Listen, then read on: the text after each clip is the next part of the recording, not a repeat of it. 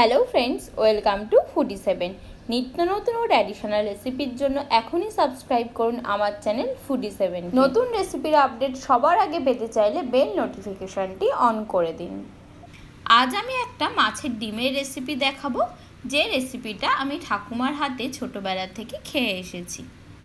এখানে আমি রুই মাছের ডিম ইউজ করেছি। 1.5 কাপ পরিমাণ রুই মাছের ডিম নিয়েছি। প্রথমে মাছের ডিমটাকে ভালো করে ধুয়ে নিয়েছি, তারপর মিডিয়াম সাইজের পিস করে কেটে নিয়েছি। এখানে আমি মাছের ডিমটাতে লবণ হলুদ মাখিয়ে নিয়েছি। 1/2 চামচ মতো হলুদ গুঁড়ো দিয়ে দিয়েছি, আর লবণের পরিমাণ তোমরা তোমাদের স্বাদ অনুযায়ী দেবে। কড়াই গরম হয়ে গেলে কড়াইতে সর্ষের তেল দিয়ে দেব। 3 থেকে 4 চামচ সর্ষের তেল দিয়ে দিলাম। মাছের যে কোনো রেসিপি সর্ষের তেল দিয়ে রান্না করলে তার স্বাদ সব থেকে বেশি ভালো আসে। এখানে আমি 3টে পেঁয়াজ স্লাইস করে কেটে নিয়েছি।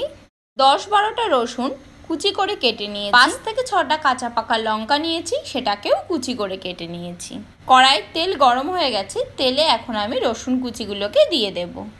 রসুনটা লাইট গোল্ডেন হয়ে গেলে আর এর কাঁচা গন্ধটা চলে গেলে এর মধ্যে পেঁয়াজ কুচি আর লঙ্কা কুচিটা দিয়ে দেব। পেঁয়াজটাকে আমরা সফট করে ফ্রাই করে নেব।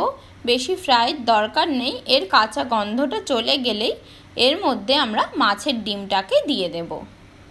পেঁয়াজ ফ্রাই হয়ে গেছে, এখন কড়াইতে মাছের ডিমটাকে দিয়ে দিচ্ছি। খুন্তি দিয়ে মাছের ডিমটাকে ভালো করে মিশিয়ে নেব। অনেকেই মাছের ডিমে ধনে গুঁড়ো, জিরে গুঁড়ো, আদা রসুনের পেস্ট দিয়ে থাকে, কিন্তু আমার মনে হয় এত সব মশলা দিলে আসল মাছের ডিমের স্বাদটাই নষ্ট হয়ে যায়। রসুন পেঁয়াজ ফোড়ন দিয়ে ঝাল ঝাল করে মাছের ডিম ভাজা, তার যেন স্বাদই আলাদা।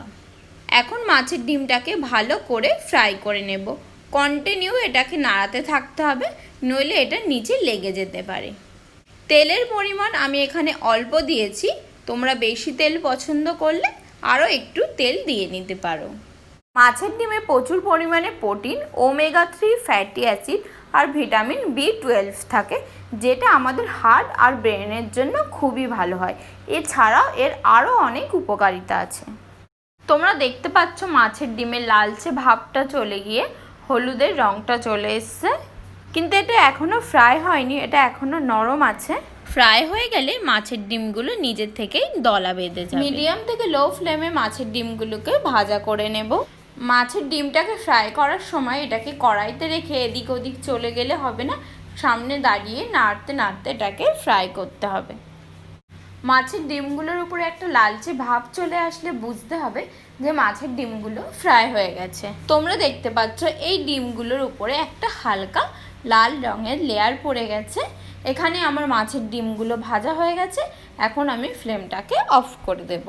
কাঁচা পাকা লঙ্কা আর পেঁয়াজ কুচি দিয়ে গার্নিশ করে নেব মাছের ডিম ভাজা। গরম গরম ভাতের সাথে এনজয় করো রুই মাছের ডিম ভাজা। কমেন্ট করে আমাকে জানাও যে রেসিপিটি কেমন লাগলো। রেসিপিটি ভালো লাগলে ভিডিওটিতে লাইক দাও। Thanks for watching.